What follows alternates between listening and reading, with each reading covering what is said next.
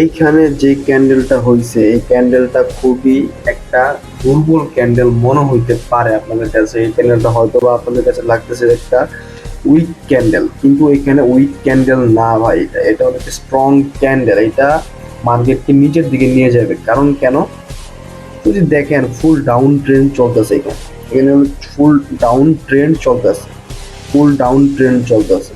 এখানে ডাউন ট্রেন্ডের মধ্যে যখনই দেখবেন আপনারা মার্কেটে এরকম টাইপের একটা উইক ক্যান্ডেল দেয়, এরকম টাইপের একটা উইক ক্যান্ডেল দেওয়া হয়, তখনই বুঝবেন যে মার্কেট সেম ডিরেকশনে মুভ করবে।